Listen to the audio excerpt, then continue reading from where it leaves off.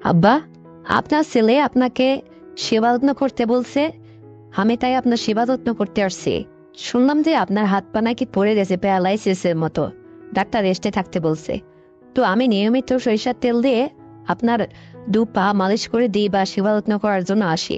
কিন্তু আপনি এইরকম আচরণ করতেছেন কেন আমার সাথে? আর আপনি মোবাইলে সব কি দেখতেছেন? হ্যাঁ, মোবাইলে এই সমস্ত কিছু দেখা ঠিক না। তখন আমার শ্বশুর বলে যে না রে মা, মোবাইলে আজকাল এই সমস্ত একটু না দেখলে আমার ঘুমিয়ে আসে না। তখন আমি বললাম যে এই বয়সে আপনি মোবাইলে এই সমস্ত দেখেন, আবার আমি আপনার ছেলের বউ, আপনার পাশে এসে আপনার সেবা যত্ন করতেছি, আপনি আমার দেখে কেমন যেন ফেলফেল করে তাকান। এই সমস্ত কেন আব্বা? এই স্বভাবটা চেঞ্জ করেন। আপনারা বুড়ো হয়ে গেছেন। আর আপনার ছেলে কুমিল্লা থেকে আমাকে বলে যে আমার আব্বার শরীর কেমন আছে, তাকে ঠিকঠাক মতো তুমি সেবা যত্ন করছো নাকি? আমি তো তাকে বলি যে হ্যাঁ, আমি তার সবই সেবা যত্ন করতেছি। সে আমাকে এদিকে বারবার প্রেসার দেয় যে আব্বার সেবা যত্ন যেন কোনো রকম কমতি না হয়। আর আপনার কাছে আসলে আপনি এই সমস্ত দেখেন, আমার খুব লজ্জা লাগে আপনা। এই সমস্ত বাদ দেন তো। আমি আপনার পা টেপি, মাথা টেপি, আর এই যে মেসেজ করে দিই, আর আপনি আমার সঙ্গে এরকম করে আচরণ করেন, আমার ভয় লাগে। আমি কিন্তু আর আসবো না, আপনার ছেলে বললেও আর আমি আসবো না। তো বন্ধুরা, আমার এই গল্পটি সম্পূর্ণ শোনো, তাহলে দেখবে তোমাদের কি অবস্থা হয়। আর হ্যাঁ, তুমি যদি এই চ্যানেলের নতুন দর্শক হয়ে থাকো, তাহলে এক্ষুনি চ্যানেলটিকে সাবস্ক্রাইব করে দাও, ভিডিওতে একটা লাইক দাও, আর শেয়ার করে অন্যকে দেখার সুযোগ করে দাও। তো চলো শুরু করা যাক। আজকে আমার শ্বশুরের সেবা যত্ন করতে গিয়ে শ্বশুর আমাকে কি করলো শেষ অব্দি দেখো, তাহলে খুবই মজা পাবে। তো বন্ধুরা, আমার শ্বশুর হঠাৎ প্যারালাইসিস হয়ে বিছানায় পড়ে থাকে। তো আমার হাজবেন্ড কুমিল্লাতে চাকরি করত। তো আমি এবার এদিকে আমার মায়ের বাড়িতেই থাকতাম। যখন আমার হাজবেন্ড ছুটি শেষে বাড়িতে আসতো তখন আবার আসতাম। কিন্তু আমার শ্বশুর এদিকে অসুস্থ থাকায় আমার হাজবেন্ড আমাকে আদেশ করলো যে তুমি আর তোমার মায়ের বাড়িতে যেও না। আমার বাবা এদিকে অসুস্থ, যেহেতু আমার মা নাই, তো তুমি আমার বাবার সেবা যত্ন করবা, ঠিকঠাক মতো সেবা যত্ন করবা, আমার বাবাকে সুস্থ করে দায়িত্ব তোমার। তখন আমি বললাম যে ঠিক আছে, উপরআল্লাহ সহায় থাকলে আমি ঠিক তোমার বাবাকে সুস্থ করেই তুলবো। তারপরে আমি শ্বশুরকে বলি যে আব্বু, তোমার এখন কেমন লাগছে, কি কি খেতে চাও তুমি?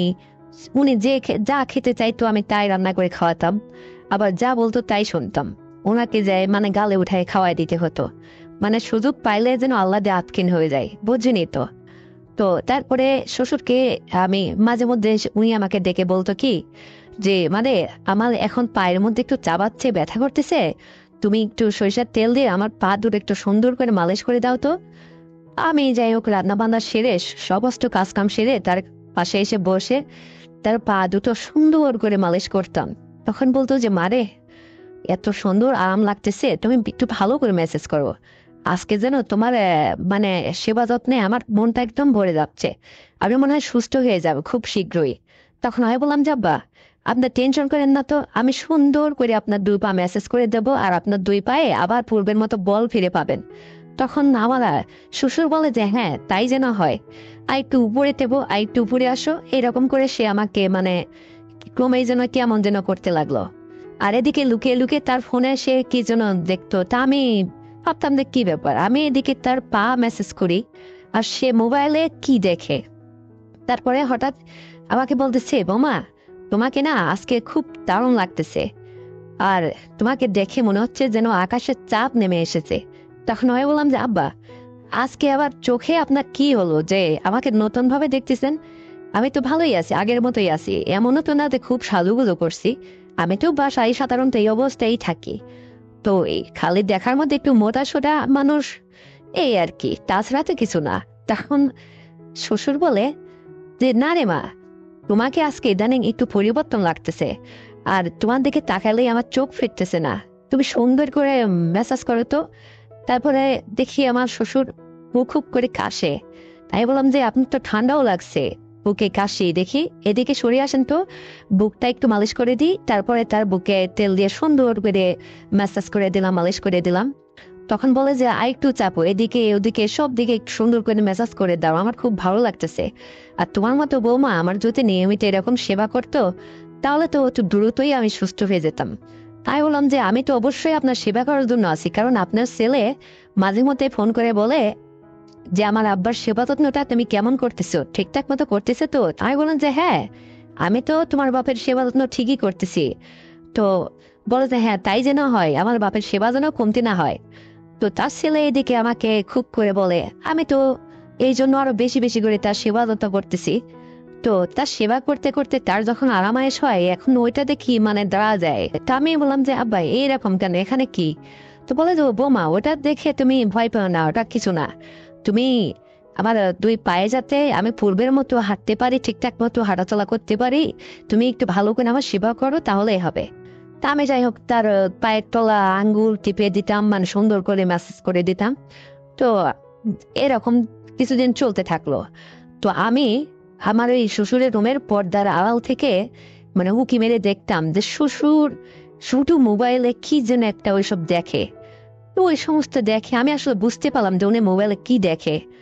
তো তারপর চুপি চুপি তার পাশে মানে মাথা শিওরেনে চুপ করে যায় দাঁড়িয়ে আছি। এখন দেখি যে ও বাবা, শ্বশুর আমার ওই সমস্ত দেখে, তাহলে তো তার মনের মধ্যে খুব রোমান্টিকতা।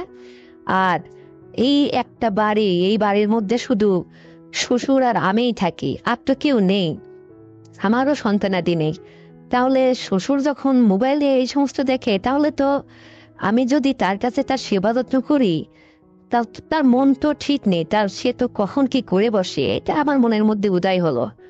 তারপরে যা হয় কপালে, মানে আমি তার ঠিকঠাক মতো কাছে যেয়ে বসে, আমি নিচে বসে তার হাত পা টিপাটিপি করতে লাগলে সে আমাকে বলতো তুমি খাটের উপর উঠে আমার পাশে বসো, না আমার বুকে মালিশ করে দাও, সুন্দর করে এটা করো ওটা করো, না নানটা করতো। তা আমি যাই হোক এরকম করতে করতে একদিন বলতেছে যে দেখো, মানে আমার এখানে খুব প্রেশার লাগবে বুকের উপরে। তখন আমি বললাম যে কিভাবে, আমি হাত দিয়ে চাপাচাপি করতেছি, তাতে জন্য তার হয় না। তারপরে এখন দেখি যে মোবাইলে ওই সমস্ত ভিডিও চালায়, মানে তার পাশে আমাকে ওপেন করে রেখে দিয়েছে যেন আমি দেখতে পাই। সে মুখে কিছু বলে সাহস পাচ্ছিল না। তারপরে আমার চোখটা মোবাইলে যেতেই আমি আমার শাড়ির আঁচল দিয়ে আমার চোখটা ঢেকে ফেললাম, ঢেকে বলতেছি সিসি আব্বা, এই সমস্ত কি দেখছেন আপনি, আর এগুলো সরান তো। আর আমি যখন আপনার রুমে আসি আপনার সেবা যত্ন করতে, তখন আপনি এই সমস্ত কিছু দেখবেন না তো? আমি আপনার ছেলে বউ না? তো আপনি আমার সামনে এই সমস্ত দেখেন কেন? তখন আমার শ্বশুর বলে যে মারে, এই সমস্ত যদি আমি ভালো করে না দেখি তাহলে আমার রাতে ঘুমই আসে না। তখন আমি বললাম যে দেখেন আব্বা, এই এই এই সমস্ত জিনিস দেখবেন ভালো কথা, তো আপনার তো কত দেখার সময় আছে। আমি যখন আপনার পাশে আপনার সেবা করতে আসি, আমি আপনার ছেলের বউ, তখন আপনার তো ভাবা উচিত যে এই সমস্ত যেন ছেলের বউ বুঝতে না পারে। আপনাকে আমাকে দেখাইতে চাইছেন? তো বলছে না রে মা, এই একই ফ্যামিলিতে বাস করি, একটু ফ্রি থাকলে কি হয়, এই সমস্ত দেখি তাই তোমাকে বললাম আর কি। তখন আমি বললাম যে না না, আচ্ছা ভালো কথা, দেখছেন দেখছেন, মোবাইলটা আপনি ওইদিকে উপর উল্টো করে রেখে দেন তো, আমার এই সমস্ত দেখতে ভালো লাগে না, মেজাজটা আমারও কেমন যেন হয়ে যায়। তখন বললে আমার শ্বশুর বলে মারে কেমন হয় তোমার, একটু বলো না আমি শুনি। আমি বললাম যে আপনার যেমন লাগে আমার ওই রকমই লাগে, বুঝেন না? আপনার ছেলে থাকে কুমিল্লায়, আমি থাকি এখানে পড়ে। আর আমি আপনার জোয়ান বেনে ছেলের বউ, আমার কেমন হয় আপনি এটা বোঝেন না, আপনি বোঝাইতে হবে। তো আপনি যদি এরকমই করেন তাহলে আপনার একটা ব্যবস্থা করে দিই। তো আমার শ্বশুর তখন বলে যে না রে মা, আমার কোনো ব্যবস্থা করতে হবে না, তুমি তোমার মতো কাজ করো তো, আর আমি এই বয়সে ভাই পাবোই বা কোথায় যে আমি ব্যবস্থা করব। তখন আমি হেসে দিয়ে বললাম, যাব্বা, আপনি আশেপাশে একটু খুঁজে দেখলেই তো পারেন। তখন শ্বশুর বলতেছে যে আশেপাশে তো মানে এই চার দেওয়ালের মধ্যে তো তোমাকেই দেখি, আর তো কাউকে দেখিনি। তখন আমি বললাম যে তাহলে এতদিন এই সোজা কথাটা আপনি এই ঘুরে ফিরে পেঁচায় আজকে গেছেন, বুঝতে পারলেন কেন? তখন শ্বশুর বলে যে না রে মা, আমার আসলে এই সমস্ত কথা মুখ ফুটে বলতে লজ্জা পাই, আমি কি করে বলবো বলো, আর ভয়ও পাই, বোঝো না তুমি? তখন আমি বললাম যে আব্বা, আপনার ছেলে আপনাকে সেবা যত্ন করার জন্য আমাকে বারবার তাকিদ করে, আর আমি তো আপনাকে ঠিকই সেবা যত্ন করতেছি, কিন্তু আমি দেখি যে আমি সেবা করতে করতে মানে আপনার হাতে পায়ে সুন্দর করে ডাক্তার যেভাবে বলছে এভাবে ম্যাসাজ করে দিতে দিতে এরপর যে আপনার ওইটাই এত সুন্দর হয়ে হয়ে থাকে, মানে আমি দেখে মানে অবাক হয়ে যাই।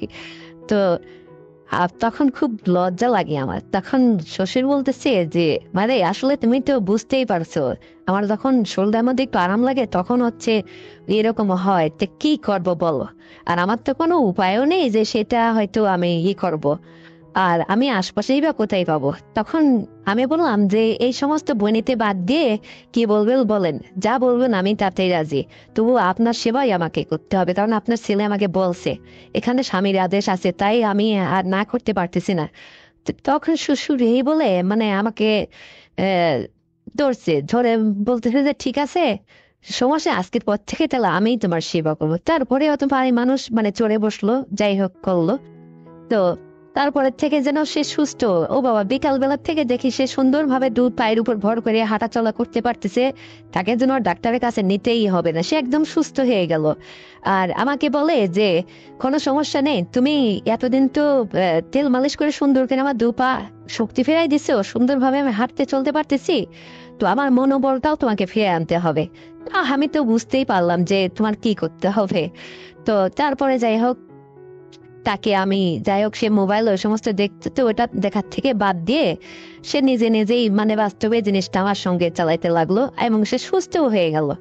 তো তার ছেলেকে আমি বললাম যে দেখো, তোমার বাপকে এমন সেবা যত্ন করছি যে তোমার বাপ একদম এখন সোজা হয়ে হাঁটাচলা করতে পারতেছে, উপর আল্লাহ তাকে সুস্থ করে ফেলছে, বুঝতে পারছো? তখন আমার হাজবেন্ড আমাকে বলেছে, হ্যাঁ আমি জানি যে তুমি আমার বাবাকে, তুমিই পারবে একমাত্র তোমার ওই সুন্দর নরম হাতের ছোঁয়া দিয়ে সেবা যত্ন করে সুস্থ করে তুলতে। তো আমিও খুশি হলাম, আমার হাজবেন্ডও খুশি, এদিকে আমার শ্বশুরও খুশি, কারণ তার সব কিছুই সে পূরণ করতে পারলো আমাকে দিয়ে। আর দিনের পর দিনই এটা চলতে লাগলো। তো বন্ধুরা, আমাদের গল্পটি শুনে যদি আপনাদের ভালো লেগে থাকে তাহলে এক্ষুনি চ্যানেলটিকে সাবস্ক্রাইব করে দেন, ভিডিওতে একটা লাইক দেন, আর শেয়ার করে অন্যকে দেখার সুযোগ করে দেন। আর এর পর্বে যদি আর একটা এরকম গল্প চান আপনারা, তাহলে অবশ্যই কমেন্ট করে আমাকে জানান। ততক্ষণে সবাই সুস্থ থাকুন, ভালো থাকুন, আল্লাহ হাফেজ।